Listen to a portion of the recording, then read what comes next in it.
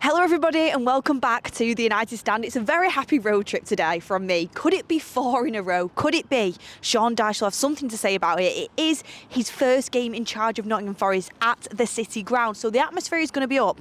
But Manchester United come into this game on some very good form. Can you believe it? 3 wins in a row, could be 4. We've gone and beat Liverpool away. We've gone and beat Brighton in our home ground. I mean, Sunderland, who I thought looked really poor at Old Trafford, maybe because we made them look poor, they're up the league. They're in the top 4. They're absolutely doing bits. Sunderland are, and we just kind of swept them away at Old Trafford. So Manchester United have a lot to be happy about at this moment in time. However, I'm not going into this game saying, absolutely, it's a win, it's a win. I'm not going in overly confident. Nottingham Forest, yes, they are in the relegation zone. Yes, they only have scored 5 goals so far this season, which is abysmal. But they have some really good players there. They do. I mean, they have some signings that haven't quite worked out, but they've got the likes of the Elliot Anderson. They've got Morgan Gibbs-White. They've got Hudson-Odoi. They've got Milenkovic. They've got Murillo. They've got... I mean, I watched Sells last weekend. I thought he looked really, really poor in that game, actually, for Nottingham Forest. But he was a brilliant keeper last season. It doesn't just switch off. So they're very capable, especially under Sean Dyche, who is going to get them organised very, very quickly if his track record has anything to go by. They're very capable of making it very, very difficult for Manchester United, especially when they're playing at home. The crowd's going to be up for it. They're desperate for a win.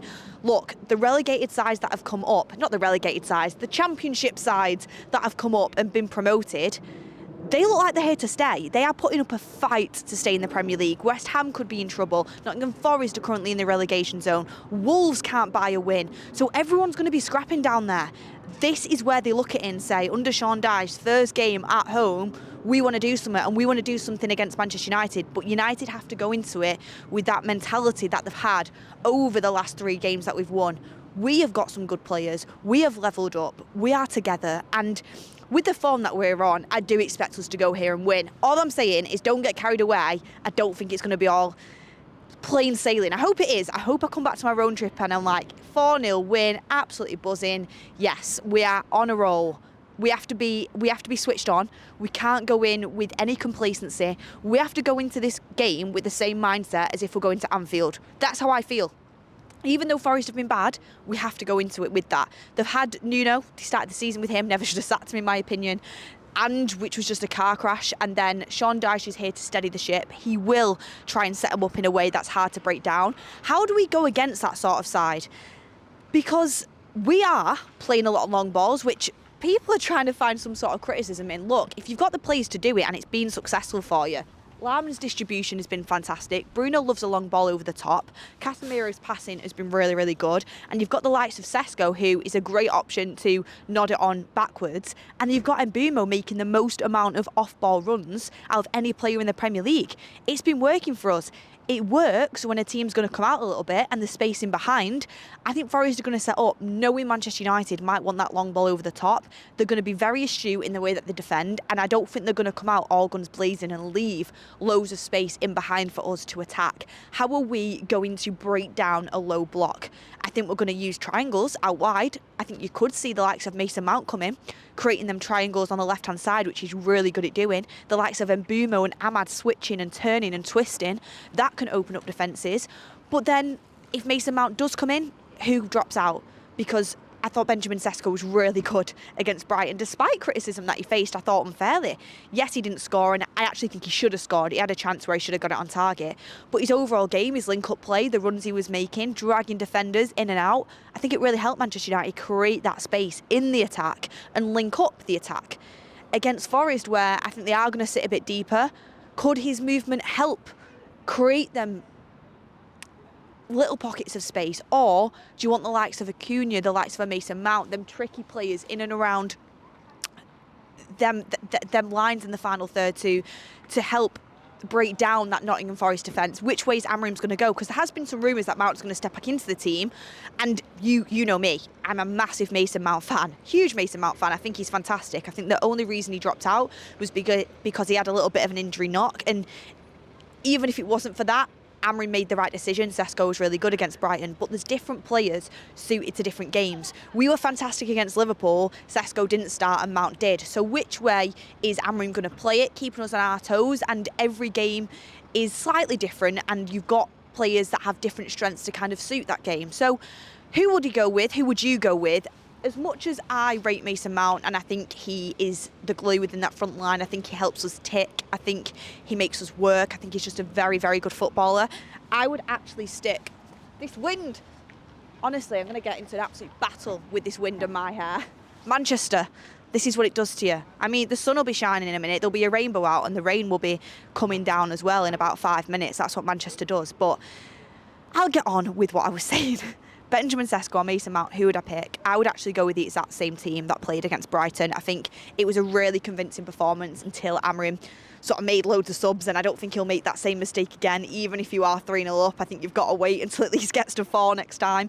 Even so, when you are trying to get win after win after win, you've got to be really careful with your in-game management, and I think Amorim will learn from that. But in the game as a whole, I thought we played really, really well, and that team looked like a team that was very well balanced, stuck together, knew what they were doing, were really efficient in their roles. So I would stick with it. And even though I know people will say, bring Dorgu in for left wing back, look, Dalot did a job. He's not the best left wing back in the world, but he's still part of the winning team that started that game. So if I'm keeping everyone the same, I'm keeping the whole team the same. I'm excited to see how we can get away with our away form, see if we can level that up, because I said Brighton was the biggest game of the season so far for us, and I stand by that. Liverpool away, so difficult. We've not won there since 2016 before we won there the other week, and we really stepped up and showed what we could do. It was a little bit of an open game at times, and Liverpool did have chances. However, we won at Anfield, huge milestone. But we've beat teams in the top 6 before.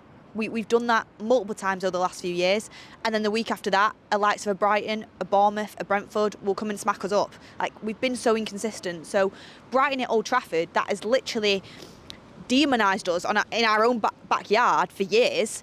The fact we went there, and they're a good side, by the way, and in times in that game blew them away, to be honest with you. I thought we made Brighton look poor in times until Amorim made them substitutions. So that, to me, was a real turning point. Oh, this team is ready to level up.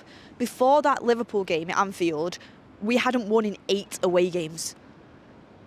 This is going to be tough, despite whether they're in the relegation zone or not. They've got some good players. So can we go into it with that same mindset, and can we show that this is yet another bump in the road that we have managed to smooth out and come through? This is another sign that this Manchester United side has taken the next step up, are capable. We've got them Premier League proven players in Cunha and in Mbeumo that each week right now, I just cannot actually wait to see play again. Like, I can't wait to see Cunha and Mbeumo play football.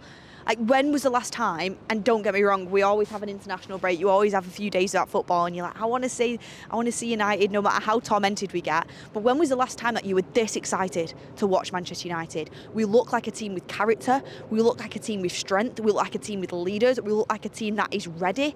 And I know often, sometimes people use that phrase, men against boys.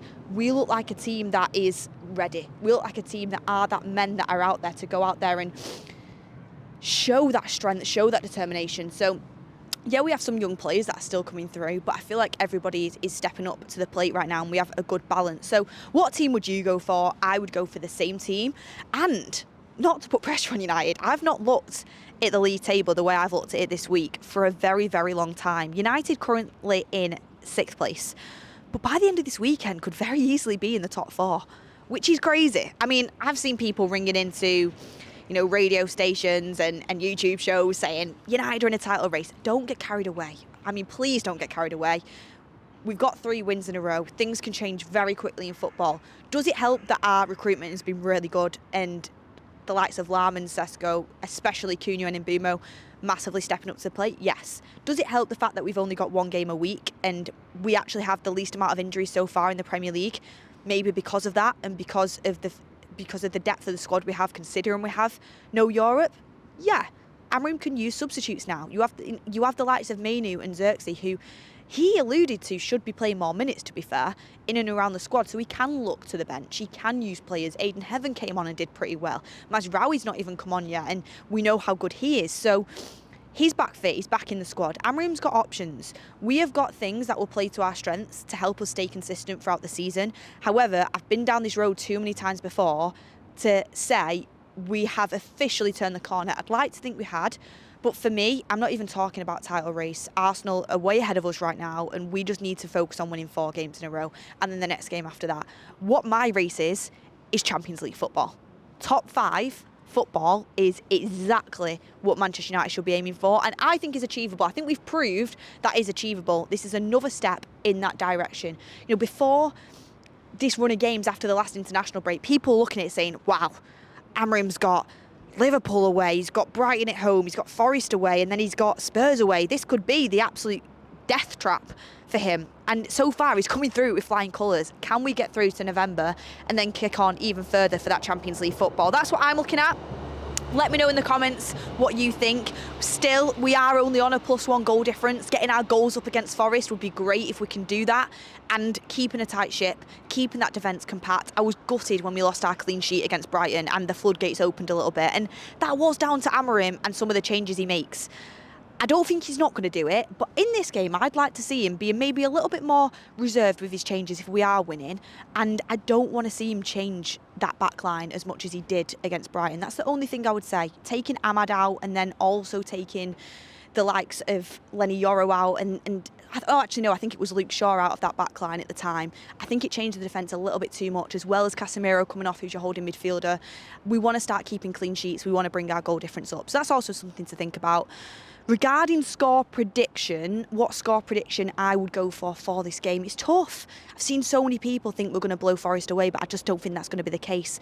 I'm going to go with a 2-1 tight Manchester United win. I think Forest will score, but I think we've got enough in us to go and win that game, especially with the confidence that is in and around that team at the moment. But get in the comments what you think. What is your score predictions? How do you think this game is going to go? Smash a like on the video if you've not already. Stay tuned for countdown to kick off and everything we've got going on this match day. And I will see you on the next one.